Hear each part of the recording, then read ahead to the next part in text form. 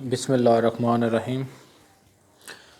آج ہم لا ڈسکشن میں ڈسکس جو کریں گے کہ سول کیسز جو ہے وہ کن کن سٹیجز سے کن کن مراحل سے وہ گزرتا ہے۔ اس سے پہلے جو ہمارا ٹاپک تھا، جو پچھلی ہماری ویڈیو تھی، اس میں ہم نے ڈسکس کیا تھا کہ کرمنل ٹرائل ہے وہ کن کن سٹیجز سے گزرتا ہے۔ اسی طرح آج ہم سول لا کو ڈسکس کریں گے۔ سب سے پہلے سول سوٹ میں ہم جو ہے دعویٰ دائر کرنا ہے۔ دعوے میں سب سے اوپر ہم نے لکھنا ہوتا ہے بدعلت جناب سینئر جج صاحب بااختیار منڈی بابدی، وہ ساری ڈیٹیل لکھ کے پارٹی نیم، پلینٹف، ڈیفینڈنٹ، پھر دعوے کا ٹائٹل، تو اس کے بعد جو ہے سارے کنٹینٹس دعوے کے ہیں وہ سارے لکھنے ہوتے ہیں۔ دعویٰ جب ہم دائر کر دیتے ہیں تو عدالت کا جو فرسٹ پروسیس ہوتا ہے دعویٰ دائر کرنے کے بعد، وہ سرونگ پروسیس ہوتا ہے۔ سمن جو ایشو کیے جاتے ہیں وہ تھرو بیلف بھی کیے جاتے ہیں، تھرو کوریئر سروس بھی کرتے ہیں، تھرو پوسٹل بھی کرتے ہیں۔ اگر سمن جب ایشو کیے جاتے ہیں، اگر تو مدعا لے جو ہے حاضر ہو جاتا ہے تو اس نے ریٹن سٹیٹمنٹ جو ہے وہ جمع کروانی ہوتی ہے، جسے ہم جواب دعویٰ کہتے ہیں۔ سب سے پہلے جو ایشوئنگ پروسیس میں عدالت بیلف کے تھرو جو ہے سمن بھجواتی ہے، اطلاع دلاتی ہے، تھرو کوریئر یا پوسٹل۔ اگر ان کے باوجود جو ہے عدالت میں حاضر نہیں ہوتا تو پھر کسی بھی اخبار میں اس کا اشتہار دیا جاتا ہے۔ اگر اس کے بعد بھی وہ عدالت میں حاضر نہیں ہوتا تو عدالت جو ہے وہ چسپاندگی کا آرڈر کرتی ہے کہ اس کے گھر کے باہر جو ہے چسپاندگی کی جائے۔ چسپاندگی کا مطلب یہی ہوتا ہے کہ جو سمن نوٹسز ہوتے ہیں وہ اس کے گھر بار جو ہے وہ اٹیچ کر دیں کہ اسے اطلاع مل جائے کسی نہ کسی طریقے سے۔ اس کے بعد عدالت کی پوری کوشش ہوتی ہے کہ اس بندے کو بلایا جائے تاکہ دونوں پارٹیوں کو سن کر میرٹ پہ فیصلہ کیا جائے۔ اگر پارٹی جو ہے یعنی کہ مدعا لے آفٹر ایشوئنگ پروسیس حاضر ہو جاتا ہے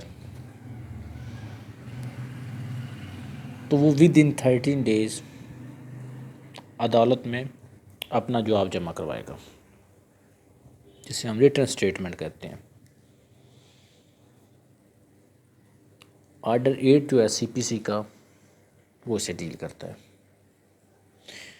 اگر کسی وجہ کی بنا پر وہ عدالت میں اپنی ریٹن سٹیٹمنٹ جو ہے وہ نہیں جمع کروا سکا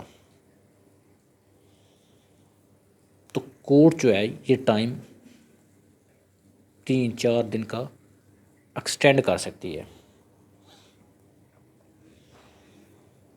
جب اس نے کورٹ میں جواب جمع کروا دیا، جسے ہم جواب دعویٰ کہتے ہیں، تو اس کے بعد اگلا مرحلہ جو ہوتا ہے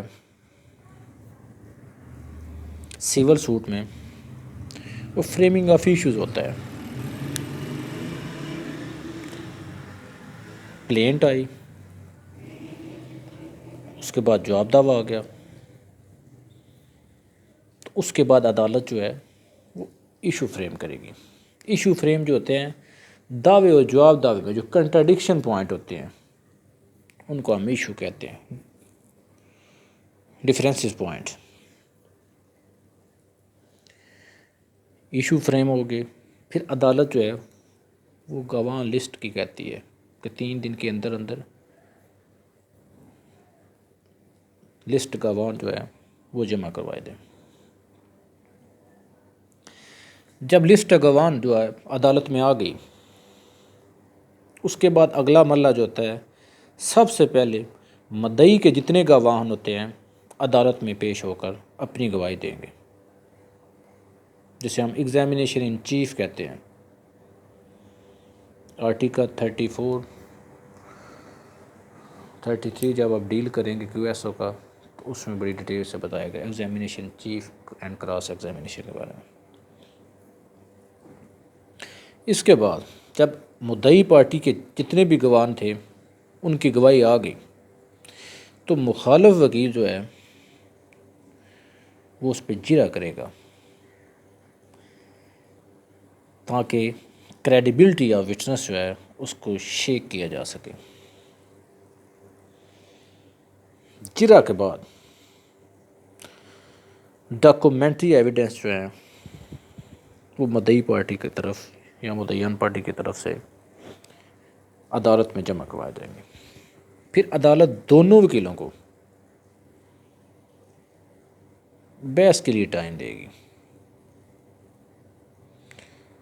جب بحث پہ ڈیٹ فکس ہوگی تو دونوں وکیل جو ہیں وہ تیاری کر کے آتے ہیں، اور پھر جج صاحب ہیں اس معاملات کو ڈسکس کرنے کے بعد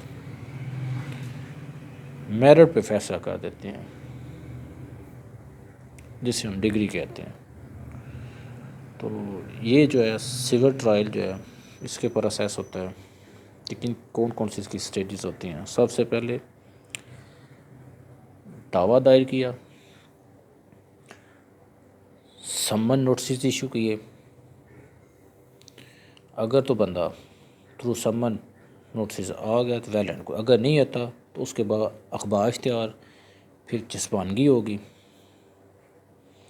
سب سے زیادہ جو ٹائم لگتا ہے وہ یہ سرونگ پروسیس ہی ہوتا ہے۔ عدالت کی حتمی الامکان کوشش ہوتی ہے کہ پارٹی کو بلایا جائے، اس کی حاضری کو یقینی بنایا جائے تاکہ دونوں پارٹیوں کو سن کے میرٹ پہ فیصلہ کیا جائے۔ اگر پارٹی حاضر ہو جاتی ہے تو اس کے بعد پھر ریٹن اسٹیٹمنٹ جو ہے ود ان 13 ڈیز جو ہے وہ عدالت میں جمع کروانی ہوتی ہے۔ جب ریٹن اسٹیٹمنٹ آ جاتی ہے، عدالت اس کے بعد ایشو فریم کرتی ہے۔ جب ایشو فریم ہو جاتے ہیں تو پھر جو ہے لسٹ آف وٹنسز جمع کروائی جاتی ہے۔ اس کے بعد مدعی کے جتنے گواہ ہوتے ہیں ان کی شہادت ریکارڈ کروائی جاتی ہے۔ مخالف وکیل جو ہے اس پہ جرا کرتا ہے۔ اسی طرح پھر جو نیکسٹ جو ہوتا ہے وہ بحث کے لیے رکھ لیا جاتا ہے، پھر عدالت جو ہے ڈگری صادر فرما دیتی ہے۔ یہ تھا ٹوٹلی جو پروسیس ہم نے ڈسکس کیا ہے stages of civil suit. Civil suit جو ہے کن کن مراحل سے گزرتا ہے۔ آئی ہوپ کہ آپ کو سمجھ آئی ہوگی، تو انشاءاللہ we will be meet next video.